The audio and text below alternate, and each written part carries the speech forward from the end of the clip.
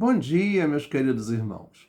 Nós estamos aqui mais uma vez reunidos para estudar a palavra do nosso Deus e vamos hoje estar estudando a lição número 7, da revista Palavra e Vida. Temos como tema da nossa aula generosidade e os bens materiais. Então, nós estaremos estudando nessa lição a mordomia dos bens materiais. E estamos estudando generosidade em tempos de escassez. Generosidade são estudos de mordomia cristã. Hoje já é a nossa 7ª lição. Hoje, dia 15 de agosto de 2021, nós estaremos dando continuidade aos nossos estudos com a lição número 7. E vamos estar orando ao nosso Deus, pedindo a direção do nosso Deus para tudo aquilo quanto será feito aqui, nessa aula. Oremos então. Ó Pai querido, nós nos colocamos nas tuas mãos e queremos te pedir, Senhor, que o teu Espírito Santo possa dirigir, ó Deus, aquilo que estaremos aqui fazendo.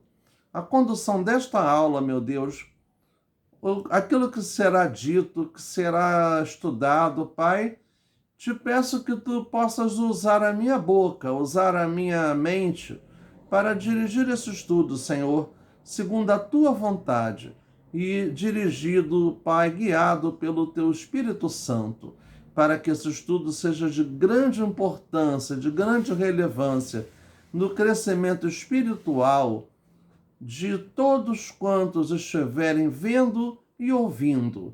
Te pedimos, meu Deus, pela tua direção sobre aquilo que aqui estaremos fazendo e que tu possas receber, ó Deus, o nosso louvor a ti, a nossa adoração, o nosso serviço a ti, ó Deus, em nome de Jesus. Amém. Na carta de Paulo, na primeira carta de Paulo a Timóteo, capítulo 6, está definida aí a base da nossa lição, que tem como versículo básico o versículo 17. Mas nós faremos essa leitura a partir do versículo 3, para podermos nos situar no contexto daquilo que estaremos estudando, generosidade e os bens materiais. Então, vamos agora fazer a nossa leitura bíblica em primeira carta a Timóteo, capítulo 6, a partir do versículo 3. Aqui tem como subtítulo na minha Bíblia: Exortações e Conselhos Gerais e Conclusão.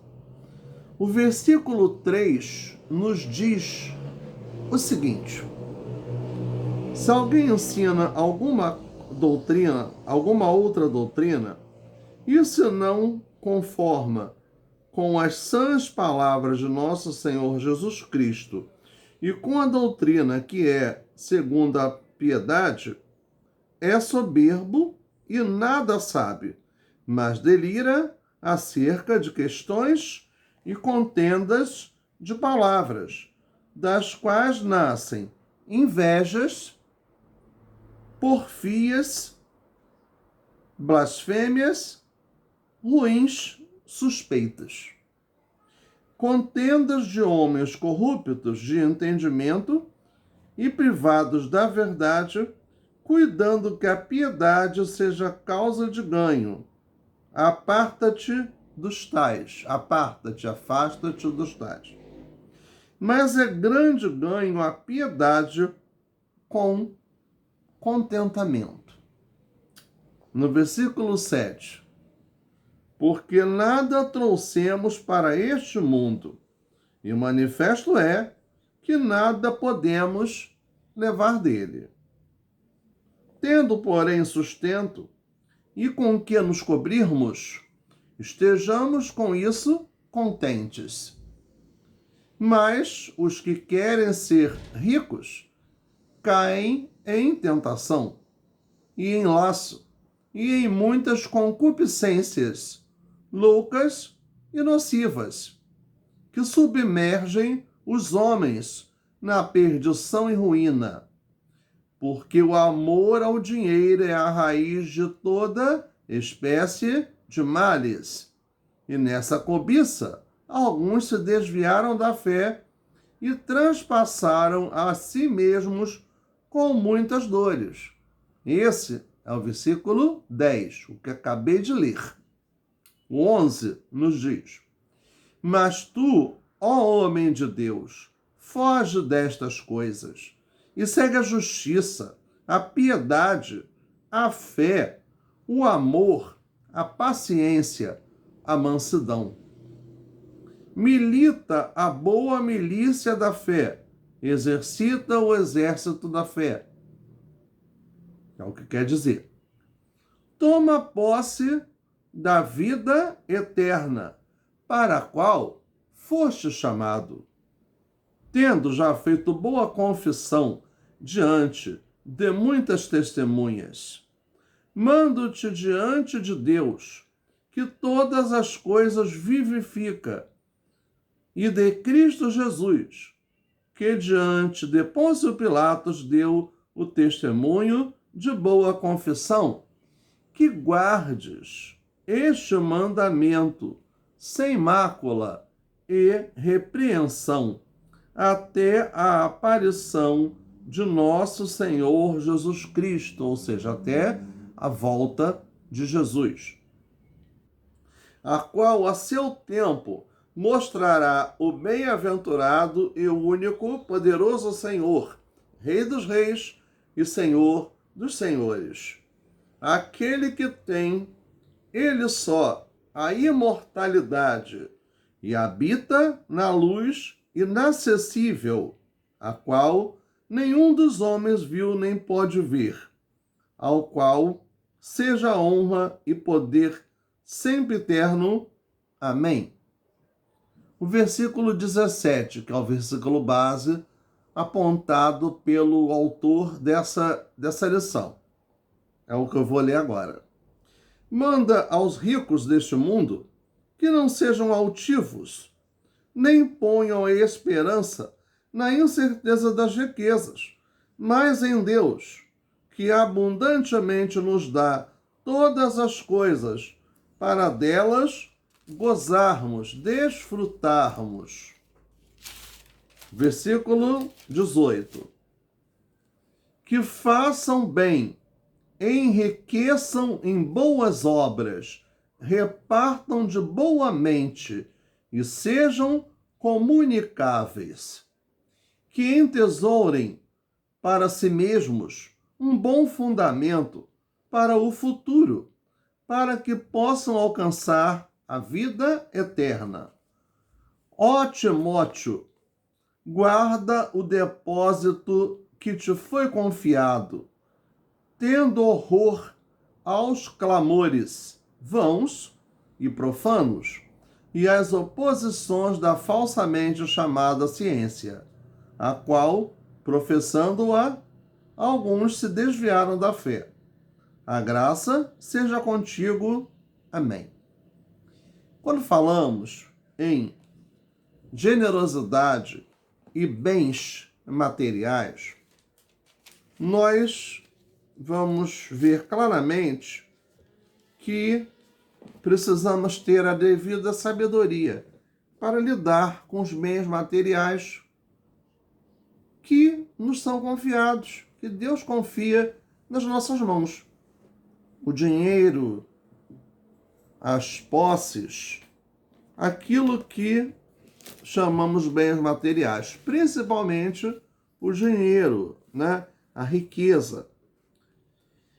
E os bens materiais podem constituir uma grande tentação às pessoas e apresentam uma tendência de conduzir as pessoas ao materialismo que nos torna muito suscetíveis à avareza, materialismo, uma grande ênfase aos bens materiais, a avareza, o egoísmo, querer só para si, não repartir. A cultura do prazer como ideal de vida tem sido muito valorizada nos dias atuais, levando pessoas a desejarem coisas por nenhuma outra razão a não ser pelo fato de meramente possuí-las. Possuir coisas materiais, ostentar. O que é ostentar? É exibir aquilo que se tem. Quando você ouve falar em funk ostentação, né, que tanto se coloca hoje nos meios de comunicação, o tal do funk ostentação, você vai ver aqueles artistas, aqueles chamados MCs, né, que cantam esses funks, cheios de ouro, de carros de luxo, caríssimos, ostentando um padrão de vida que contrasta totalmente com aqueles locais de onde eles são, onde eles habitam, que na maioria são comunidades, são as favelas, onde não há essa ostentação, onde não há essa riqueza toda presente, né? Pelo contrário, há pobreza, há miséria, há pessoas que vivem uma vida simples, modesta, e aquilo ali retrata uma realidade totalmente diferente, totalmente contraditória com o meio em que eles estão. Ostentação, né? É uma coisa perigosa, que vem da onde? Da cultura do prazer, baseada em bens materiais.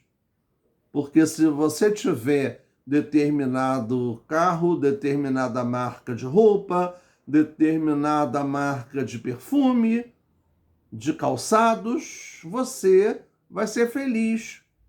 Você vai atingir um clímax, ou seja, o máximo. Vai ser o homem mais feliz do mundo, a mulher mais feliz do mundo. Isso tudo não passa de mentira, de jogadas de marketing para que se venda produtos, né? Então a gente vê que a importância que nós damos aos relacionamentos pessoais não pode ser enfraquecida em função de conquista de bens materiais, com o intuito, com o objetivo de proporcionar à sua família um bom nível de vida, de proporcionar aos seus filhos que tenham bens materiais, que possam andar na moda, que possam desfrutar de uma boa educação, que possam ter uma boa alimentação. Muitos pais trabalham muito, trabalham tanto que acabam ficando distantes dos filhos. Então se ganha pelo lado do materialismo, se perde pelo lado da convivência familiar. E isso não é uma coisa boa. Nós temos plena noção de que não é legal. Em contrapartida, se esquece de dar tempo à esposa e aos filhos. Afinal, ele se vê infeliz com tantos bens materiais, mas está sem a família. E aqui não é só o homem, porque nós sabemos que nas famílias de hoje, tanto o homem quanto a mulher trabalham, estão no mercado de trabalho, não é? Não podemos pensar somente naquelas composições familiares antigas, patriarcais, em que a mulher era somente dona de casa. Hoje a mulher também está no mercado de trabalho e se faz necessário pela própria sobrevivência, em termos financeiros. Então nós vamos refletir sobre a mordomia dos bens materiais e vemos que a nossa casa, o nosso carro e outros bens são muito bem-vindos para o conforto. No entanto, nós devemos prestar muita atenção para o apego e a dependência que isso pode causar, transformando-nos em indivíduos avarentos, quando damos muito valor aos bens materiais e deixamos de dar o devido valor às pessoas, aos relacionamentos, à família. Assim, os bens materiais são maus em si mesmos, mas não são maus em si mesmos, mas sim o apego inflexível a eles. Porque o que nos diz lá onde nós lemos em 1 Timóteo? O amor ao dinheiro é a raiz de todos os males. É quando se põe o dinheiro e os bens materiais como prioridade, ou em primeiro lugar dentro da nossa vida. Em primeiro lugar da nossa vida, nós temos clara ideia de que deve ser de Deus. Então nós vemos o seguinte, lá no nosso cenário, o cantor cristão,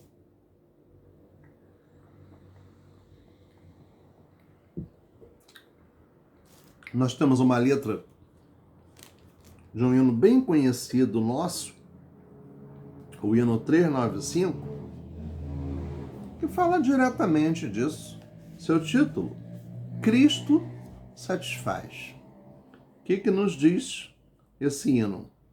Riquezas não preciso ter, mas sim celeste bem, nem falsa paz ou vão prazer, porquanto crente tem eterno gozo no Senhor, por desfrutar o seu amor.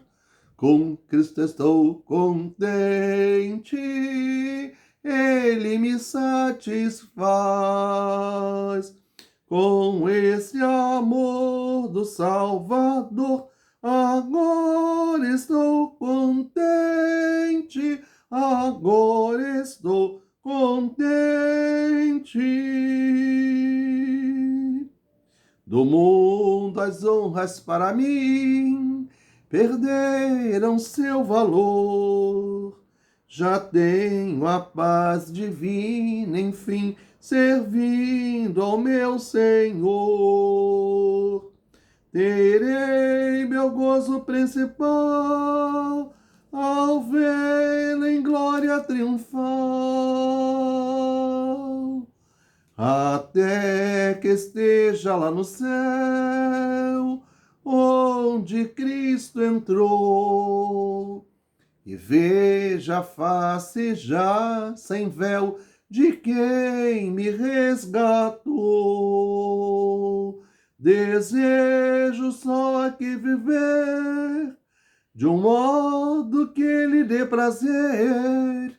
Com Cristo estou contente, Ele me satisfaz.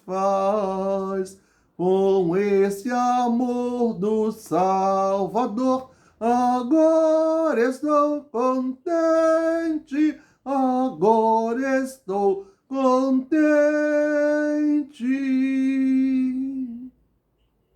São muito bonitos os versos do hino 395. Cristo satisfaz. Porque as riquezas materiais, elas são muito boas. O dinheiro é muito bom, ele faz muitas coisas boas na nossa vida.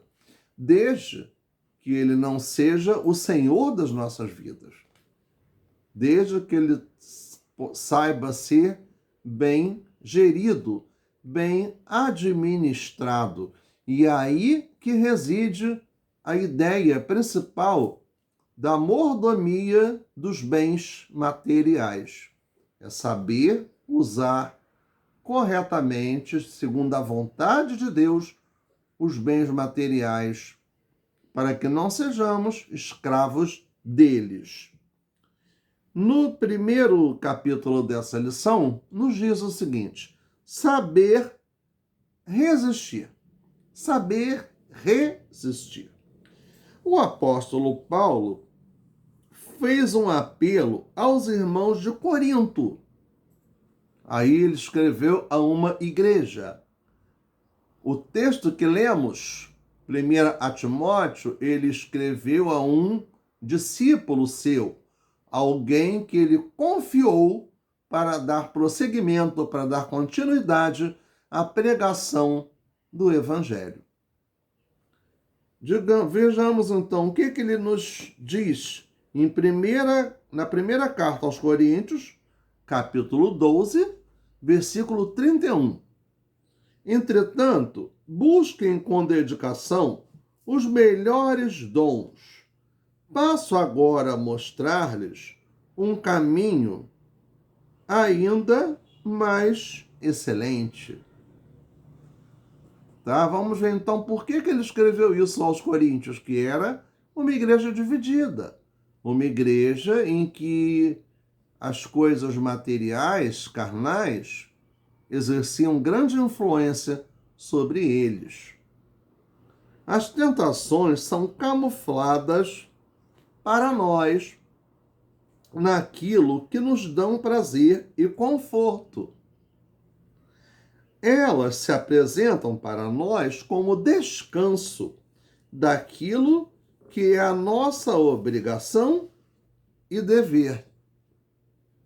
Somente com discernimento espiritual, por meio da reflexão na palavra de Deus e na oração, podemos encontrar o escape e vencer as artimanhas do inimigo.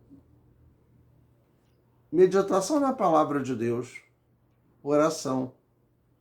Somente com a direção que o Espírito Santo de Deus pode dar para a nossa vida é que nós podemos vencer as tentações e não sermos deixados, de não nos deixarmos ser dominados pelos bens materiais e pelo dinheiro. É muito fácil deixar que as coisas materiais dominem a nossa vida. Sim, é muito fácil, porque há uma tendência dos meios de comunicação, das redes, das mídias sociais, da sociedade em si, em nos conduzir para essa direção. Porém, nós precisamos ser fortes, firmes e inabaláveis em fazer a vontade de Deus, em contrabalançar, na verdade, em temperar a nossa vida com a vontade de Deus. Senão, que diferença faremos? Agiremos igual a todo mundo? Se temos a direção de Deus, nós temos que viver essa direção de Deus na nossa vida. Nós somos bombardeados com propagandas prometendo felicidade em produtos que nem sempre podemos ou precisamos comprar. Até mesmo prometem experiências estimulantes e uma suposta realização pessoal. Assim, muitos são levados pela roda do consumo, para logo em seguida, insatisfeitos, desejarem algo mais. Então aí já não é um consumo somente, já é o chamado consumismo. O consumismo não é o consumo normal. O consumismo É um consumo exagerado de bens e de serviços, que além de não ser aprovado por Deus, de ter fundamentos bíblicos que não o apoiam, ecologicamente o consumismo também não é bom. Porque quando se consome muito, além da conta, se desperdiça recursos naturais. E ao desperdiçar recursos naturais, está se agredindo a natureza, o meio ambiente. Por que hoje procuram reciclar vidros, papéis, plásticos, metais, inclusive restos de alimentos, para poder agir de uma forma sustentável ou ecologicamente correta? Então, isso são isso, o que faz, o que leva ao consumismo? A uma consequência muito ruim para o ser humano, tanto no lado espiritual, como na satisfação que não dá essa satisfação que prometem que seja dada, quanto na agressão dos recursos naturais. E a natureza de quem é? É de Deus, ela foi criada por Deus para o bem-estar da humanidade, não para ser destruída, para criar um ambiente hostil para a sobrevivência humana, mas sim um ambiente agradável e sadio. E não é isso o que nós temos visto acontecer no nosso país e no mundo, em grande parte do mundo, né? Então, nós não podemos ser levados pela roda do consumo, nós temos que dar um freio, saber onde nós estamos pondo os nossos pés. E, principalmente, até onde o nosso poder aquisitivo chega, para não ficarmos nos endividando além da conta, fazendo coisas que não estão ao nosso alcance. Para quê? Para se exibir? Para aparecer? Para ostentar?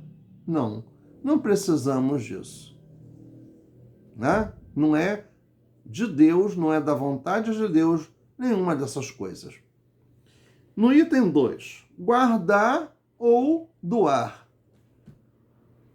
É uma pergunta, é um questionamento que o autor está fazendo quando falamos sobre a mordomia dos bens materiais. Deus deseja de nós que escapemos das tentações do materialismo, que experimentemos uma alegria verdadeira. Lembrando as palavras do próprio Senhor Jesus, há maior felicidade em dar do que em receber. Atos 20, 35. A generosidade e o egoísmo não podem coexistir, porque eles não estão paralelos, eles estão lado a lado. Generosidade e egoísmo são duas realidades distintas, diferentes e antagônicas, que não tem como conviver juntas, não tem como estar presentes na vida cristã. As duas coisas juntas, ou uma ou a outra. Temos o exemplo das igrejas da Macedônia, que estavam passando por necessidades financeiras, igrejas compostas por pessoas pobres, pessoas que não tinham muitas posses, que não tinham muitos recursos materiais e financeiros. Mas o que aconteceu? No primeiro momento, poderia parecer que os membros não estivessem dispostos a doar em função dessa sua condição financeira que não era boa, não era uma maravilha. Porém, pela graça de Deus, eles não apenas se dispuseram a doar, mas contribuíram além daquilo que podiam. Ficaram felizes em poder ajudar os irmãos de Corinto, embora estivessem vivendo em extrema pobreza. Um grande exemplo de corações generosos, transformados pelo poder do Evangelho. Eles doaram, sim. Fizeram sacrifício, sim. Por quê? Pela generosidade, por não ter amor aos bens materiais e por atender aquilo que ao chamado de Deus, que Deus tocou nos corações daquelas pessoas. Essa atitude dos cristãos na Macedônia está em total contraste com o materialismo egoísta, que é constatado hoje na vida de muitos, quando se permitem dominar pelos seus bens materiais, encolhendo suas mãos para a assistência dos desesperados. Que o exemplo dos macedônios sirva de exortação, de reflexão para nós em relação ao repartir com os necessitados. Você se percebe generoso ao dispor de algo em função de outra pessoa? Somente cristãos cheios do amor de Cristo poderiam ter feito o que fizeram. E esta é a arma capaz de enfrentar a ganância, o amor altruísta no coração, para expulsá-la de vez e substituí-la pela generosidade. Expulsar a ganância, viver a generosidade, desenvolver um amor altruísta, um amor sem interesses, um amor sincero, verdadeiro, um testemunho da generosidade que precisa estar na vida de cada um de nós, que nos intitulamos cristãos. No item 3, ou capítulo 3, diz: reconhecer a quem pertence. Então vejamos a quem pertence, né? Vamos ver aqui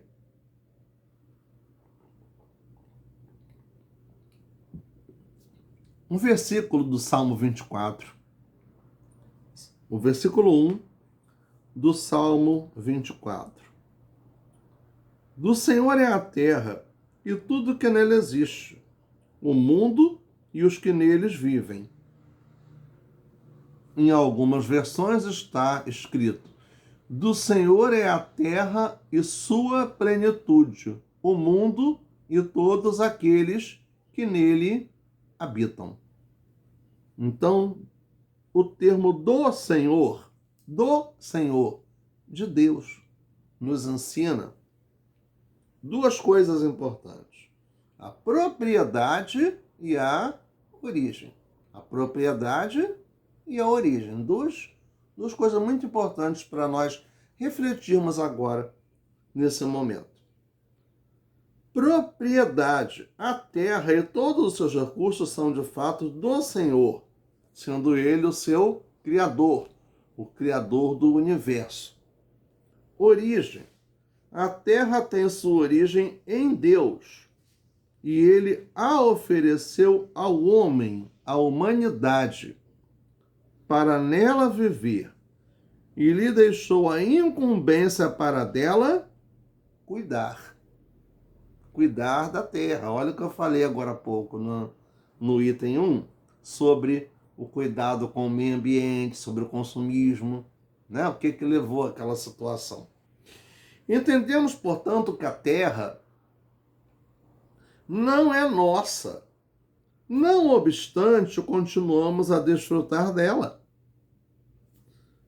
tudo o que a terra oferece naturalmente ou o que nela produzimos não é nosso, é do dono da terra. Quem é o dono?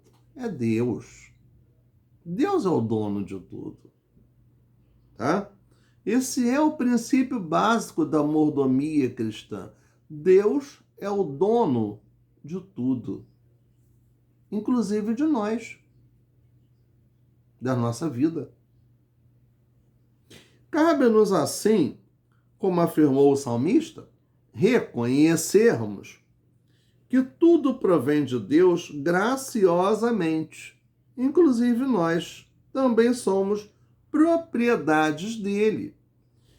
Uma percepção sábia é de que muito do que alcançamos na vida tem a ver com a participação de outros. É justo, então, partilhar sempre que possível e necessário. A gente precisa dos outros. Nós não agimos sozinhos. Precisamos nos despertar para a responsabilidade de olhar para o próximo com generosidade. E os bens deixarão de ter o mesmo valor possessivo e estarão à disposição para ajuda. Paulo descreve todos os seus bens materiais e imateriais que possuía antes do seu encontro com Cristo. E a partir daí, ele passou a dar mais valor ao seu chamado, declarando: mas o que para mim era lucro, passei a considerar perda por causa de Cristo. Isso está em Filipenses 3, de 7 a 9. Agora, em sua vida, o que importava era servir a Cristo com todo o seu conhecimento. Paulo deixou a sua posição de fariseu, de um dos principais dos judeus, para seguir a Cristo, para falar do amor de Cristo, para proclamar a salvação ao mundo da sua época. Então, a pregação de Paulo foi dirigida principalmente aos chamados gentios ou não judeus, o mundo da época, implantando igrejas, fazendo discípulos, sendo perseguido, sendo humilhado, inclusive foi preso em Roma, a sede do Império Romano, por causa disso, pela sua atuação como missionário. No capítulo 4, mais importa dar valor àquilo que é eterno. Então vamos ver aí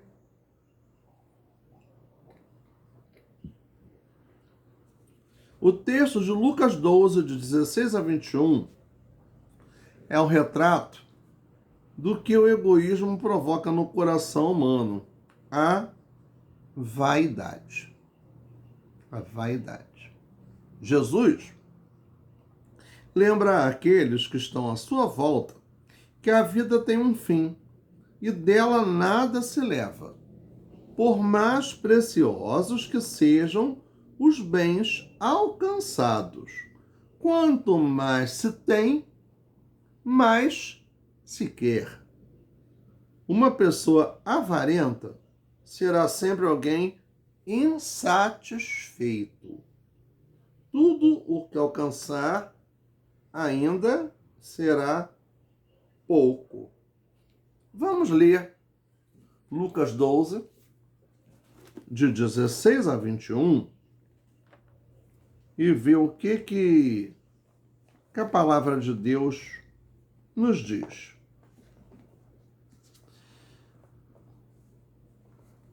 Começando no 15, já começa como introdução melhor definida, né? E disse-lhes: acautelai-vos e guardai-vos da avareza, porque a vida de qualquer um não consiste na abundância do que possui. E propôs-lhes uma parábola, dizendo: a herdade de um homem rico tinha produzido com abundância. E arrazoava ele entre si, dizendo: que farei? Não tenho onde recolher os meus frutos. Ele estava pensando, refletindo sobre isso. E disse: farei isto: derribarei os meus celeiros e edificarei outros maiores. E ali recolherei todas as minhas novidades e os meus bens. E direi à minha alma: alma, tens em depósito muitos bens para muitos anos. Descansa, come, bebe e folga. Mas Deus lhe disse: louco, esta noite te pedirão a tua alma, e o que tens preparado para quem será? Assim é aquele que para si ajunta tesouros e não é rico para com Deus. Então isso aí exemplifica o materialismo, exemplifica a avareza, o egoísmo, a ganância. E aqui na revista nos diz assim: a matemática do apego aos bens consiste na seguinte sentença, ou conta: ganância mais avareza mais vaidade igual a insatisfação. Nunca tá bom. Nunca chega a um limite. Quer sempre mais. Quer sempre acumular mais. Não importando de que forma aquilo foi acumulado, não pensando em Deus, não pensando em colocar a sua vida na mão de Deus, em que essa riqueza estaria muito melhor aproveitada, estaria até sendo bem maior à medida que houvesse uma direção do Espírito de Deus. Com uma atitude assim, seus olhos se fecham para a realidade espiritual que rege a existência humana. Este é um bom momento para você refletir sobre a eternidade. Salomão adverte sobre a brevidade da vida e nos estimula a fazer tudo o que for necessário nesta vida para abençoar a vida das pessoas. Faça bem feita qualquer coisa que você tiver de fazer. Depois da morte, para onde você vai? Não se pode fazer planos, nem trabalhar, nem aprender, nem ganhar novos conhecimentos. Essa passagem bíblica está no livro de Eclesiastes, capítulo 9, versículo 10. Profunda, dá para a gente refletir bem sobre isso, né? De termos a sabedoria de Deus na administração, na gestão dos bens materiais que Ele confia nas nossas mãos. E de lembrar que nós somos abençoados, mas também devemos ser abençoadores. Isso é um princípio cristão. Conclusão: se você for fiel, Deus o tornará rico. Este pensamento tem sido chamado de Evangelho da Prosperidade ou teologia da prosperidade, que também já falamos em outros momentos.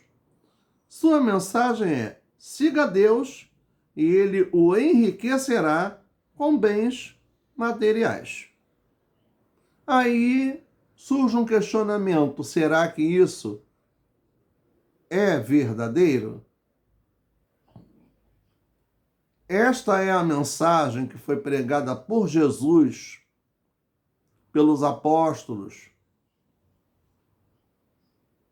Foi isso que eles falaram? Nós sabemos claramente que a resposta é não. Relacionar o evangelho à riqueza material é uma ênfase equivocada. Lembre-se da generosidade dos crentes da Macedônia. Em 2 Coríntios 8, de 1 a 7, a realidade que nós relatamos aqui nessa lição. Que mesmo em meio à extrema pobreza, decidiram contribuir generosamente para a obra missionária, mostrando claramente alguns princípios contrários à ideia do evangelho da prosperidade. O fato de eles doarem não os tornou mais ricos, mas focaram mais ricos, intensidade. Porém, focaram, esse outro mais é o mais sem i, sinônimo de porém, de contudo. Focaram naquilo que era eterno, a salvação das pessoas. Então, o evangelho da prosperidade, ou a teologia da prosperidade, não cumpre com a verdade bíblica, não. Você é abençoado se você dá? Sim. Melhor é dar do que receber. Porém, as bênçãos materiais não são causa da nossa salvação, não são causa das nossas bênçãos espirituais. As bênçãos materiais, elas são uma consequência da nossa vida cristã, daquilo que a gente faz, do nosso posicionamento diante de Deus, porque Deus sonda, Deus esquadrinha os nossos corações e Ele sabe, Ele nos conhece muito bem. E outra coisa, o tempo de Deus não é o nosso tempo. Deus é soberano, Deus é o Senhor.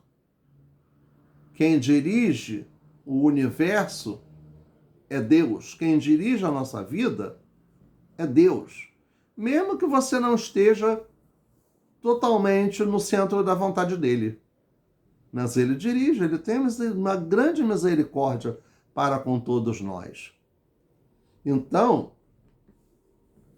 você será abençoado, será abençoador se você tiver um salário baixo, se você tiver um salário médio, se você tiver um salário alto, sendo pobre, sendo classe média, sendo rico, você será abençoado e abençoador não pelas suas posses, não pelos seus bens materiais, mas pela sua consagração, pela sua dedicação, pela sua fidelidade a Deus.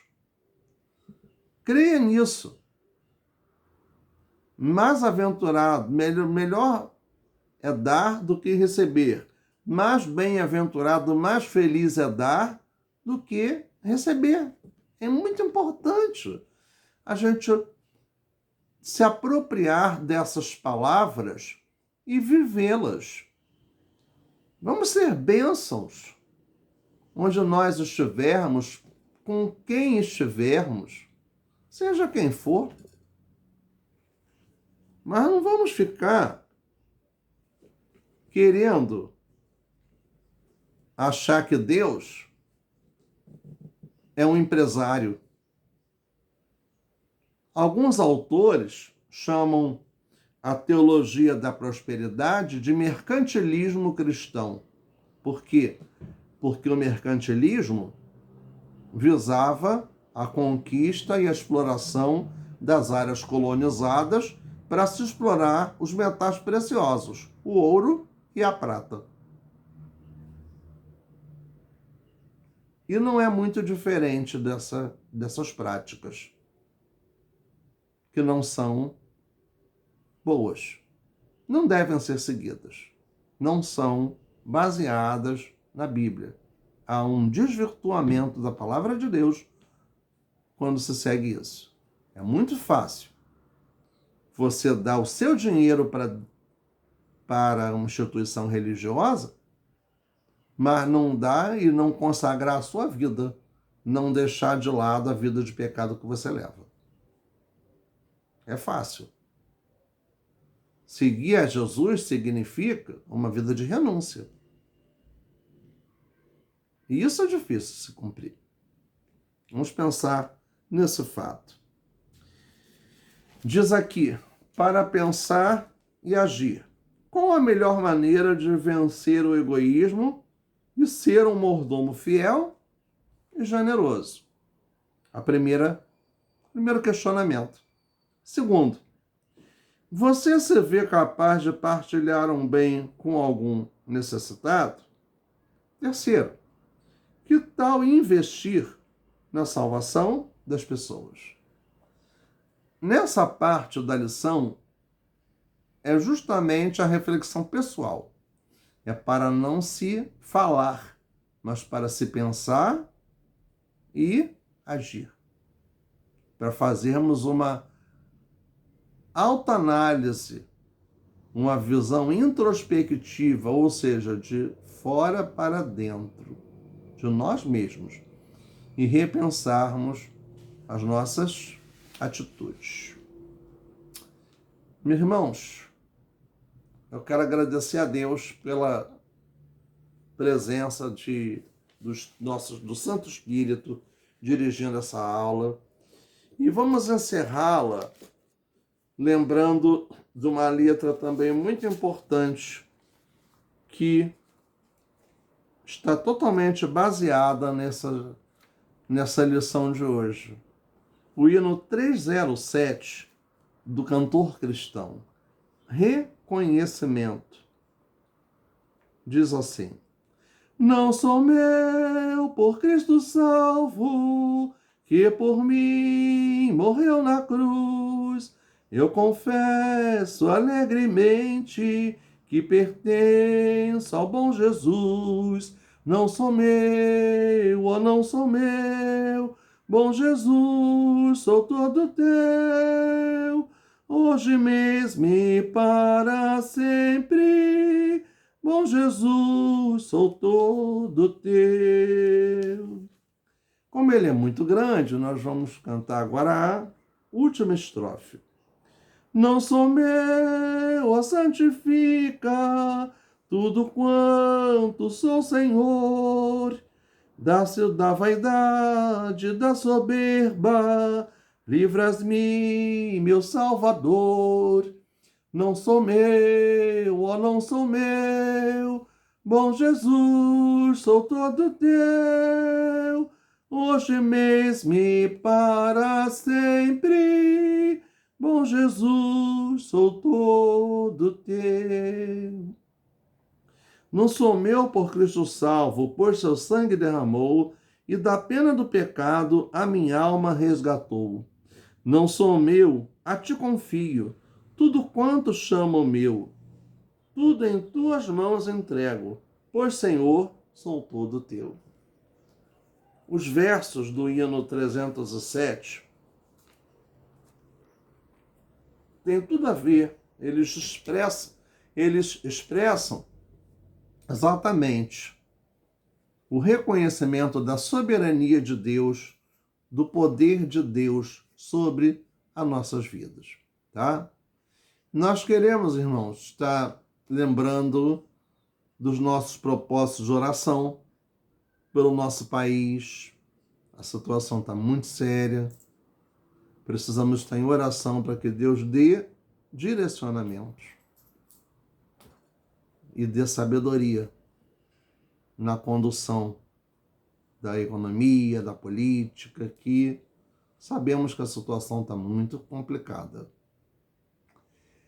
Oremos pela nossa igreja, pela nossa classe, pela nossa professora Jália, pela sua família, por cada um dos nossos irmãos. Estejamos, irmãos, num propósito de oração constante por tudo isso e estejamos atentos às nossas aulas, né? Pensando, vivendo, testemunhando. Muito obrigado pela atenção e estaremos agora orando ao nosso Deus, encerrando a nossa aula de hoje. Deus querido, muito obrigado, porque Tu pudeste estar conosco, Senhor, e ainda estás entre nós. Muito obrigado, Senhor, pelas palavras que aqui puderam ser ditas, pela forma como Tu pudestes me usar na condução desse estudo. Agora, meu Deus, quero Te pedir, Senhor, que Tu sejas com cada um de nós, que Tu tenhas misericórdia das nossas famílias, ó Deus, de todos os nossos familiares, de todos os que se encontram enfermos, ó Pai. Ó Deus, ministra a cura das enfermidades físicas, Senhor, das enfermidades espirituais. Ó Deus, abre portas para aqueles que precisam de oportunidades, Senhor Deus, de emprego, de poder prover o sustento de si, da sua família. Deus, tem misericórdia destes, ó Pai. Deus, tem misericórdia, Senhor, do Brasil, da condução que o nosso país tem tido atualmente, que sabemos que está muito ruim, ó Deus. Tem misericórdia, Senhor, dá a Tua direção sobre o nosso país, dá a Tua direção sobre as nossas vidas, ó Pai, sobre a nossa igreja. Muito obrigado, meu Deus, porque Tu se faz presente em nosso meio, porque Tu és um Deus de poder, porque Tu és um Deus que cura, que santifica, um Deus que salva. E em nome de Jesus, nós Te pedimos e Te agradecemos, ó Deus. Amém.